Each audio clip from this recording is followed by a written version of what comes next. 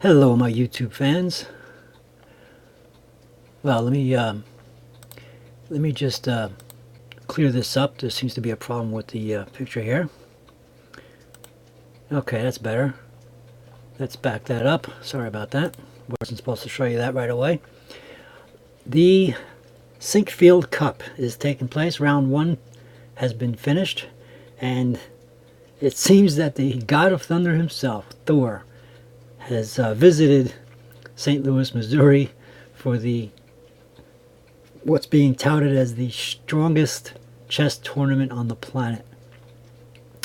Yes, there was a major thunderstorm, rattling the nerves of some of the players. There's only 6 players anyway, but surprisingly enough, actually I got the wrong game up here. Surprisingly enough, the champion, Magnus Carlsen, seemed to be the most composed. Let me see. There's the game. Okay. I was very surprised a couple of things. First of all, 3 games, 6 players. The 6 of the top 10 players on the planet. I think the lowest rated player there was number 9. I don't remember which one that was. I'm not going to say his name. Magnus Carlsen, of course, being the current world champion, was there. His first game with Vachier-Lagrave. Actually, his full name is Maxime Vachier-Lagrave. It was a draw.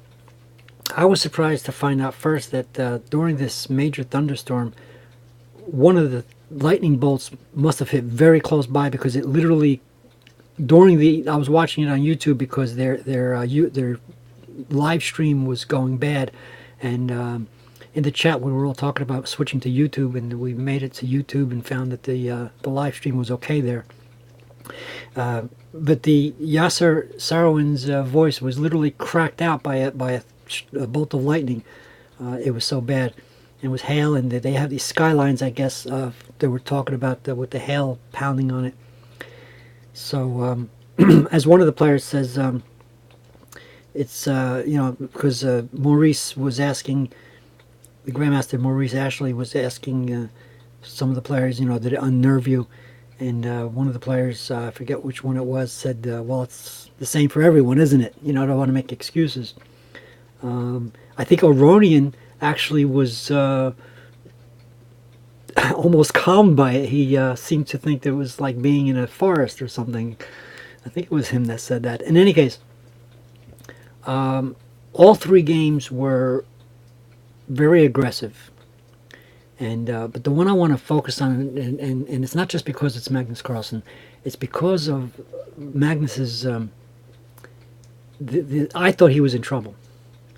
So it starts off with the. I'm not the person who actually knows the openings by looking at them. The computer tells me, and the commentators tell me that it was the Scotch game, and I was told by them, or I should say, it was told by them on the video, that Magnus doesn't usually open with the Scotch. So here it is. Actually, I think I'm going to flip the board. I want you to see this from Magnus's side. Okay, and here's what I'm talking about. Already, Lagrave has pushed a pawn way into Magnus's territory, and I've lost like 15 to 20 games in a row because of playing online, because of players doing this to me.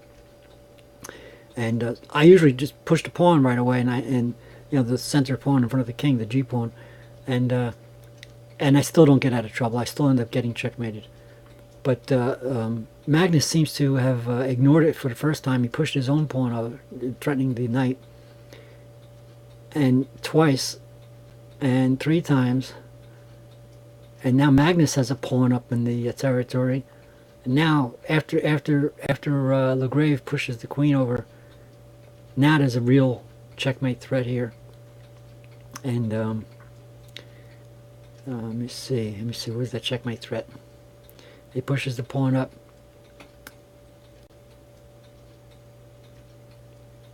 Okay.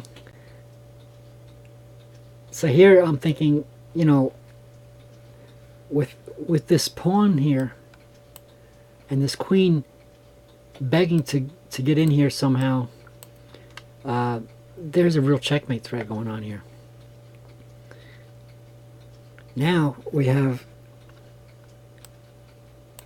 even scarier. Okay, and yet Magnus, through the thunderstorm and the hail. Now you got to remember, Magnus is from Norway. They don't get tornadic weather up there. They don't get the hailstorms and the thunder and lightning. Well, I don't know about thunder and lightning, but I know that they don't get the, the downpours and everything.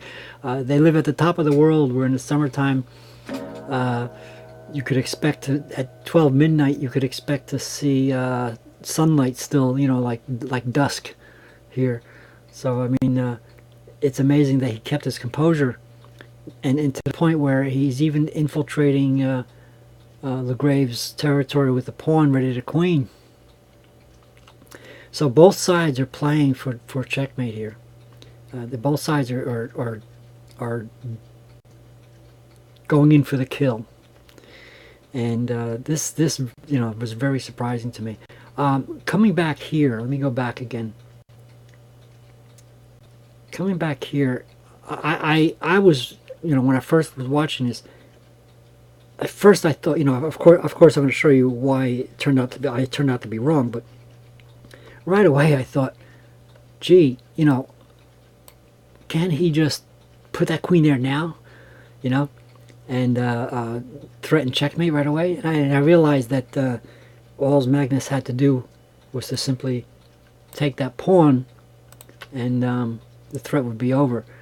So Legrave instead pulls the knight there, and again re-threatens the idea of protecting that pawn, and re-threatens the checkmate. So Magnus puts the rook up. So anyway, the game goes on like this, and like I said, to me this is like scary. I thought Magnus was in trouble here. I really did. But it turned out to be a draw. Somewhere along the line,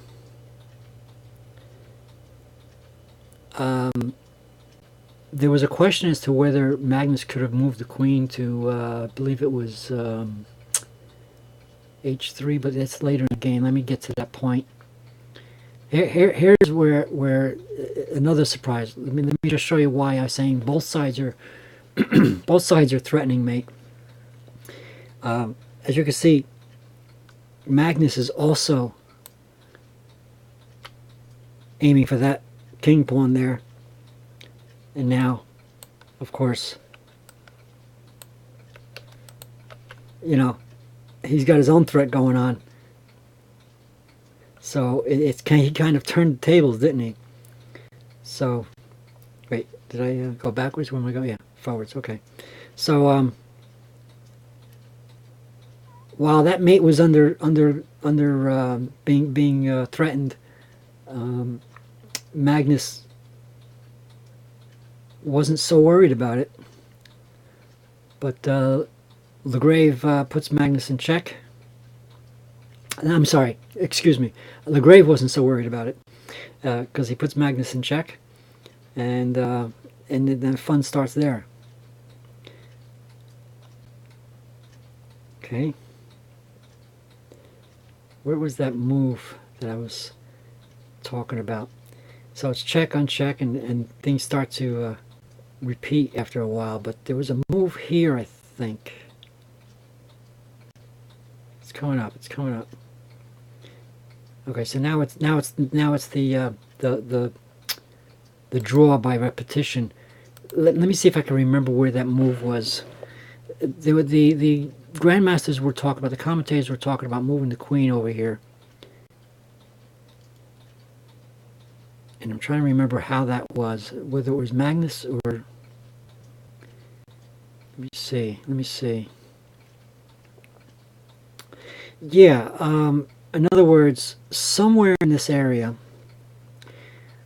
they were talking about possibly getting the queen over to here, you know, in several moves. I'm trying to remember where that was exactly.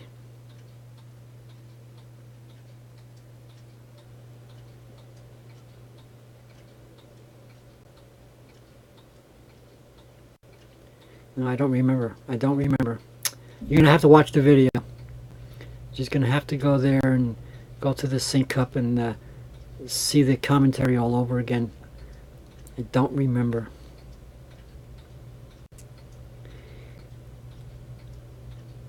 I think they were saying that Magnus missed an opportunity to possibly push for the win. But Magnus says something about him not exactly seeing the idea to be productive or something. But in any case, very exciting game. Both sides trying to go in for the kill and finally ending up a repetitive draw. And there it is. 1, 2, 3. So the other two games were also very strong, interesting games. I didn't follow them like I followed this one, so I may not be able to say anything about them. I believe both Aronian and Topolov mentioned something about making, I think Topolov especially because he lost the game. I think he lost the advantage by making a mistake. I don't know where that mistake is. I'm not the expert, but I'll show you the game just to show you very quickly. I'll scroll through the game. This is Nakamura's game. Nakamura is playing black. Okay. This is the Slav defense, and it's the main line according to the computer. Okay. Somewhere along here they shook on a agree draw.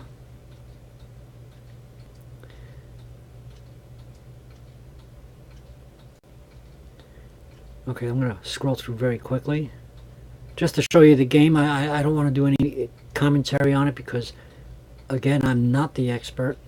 Maybe one of the experts online, like King's Crusher, maybe he'll take a look at some of these games. He usually does. And I think the draw was agreed to here. It wasn't repetitive, was it? Yes, it was, actually. Yes, it was. Okay, so there was a repetition of 3 for the draw.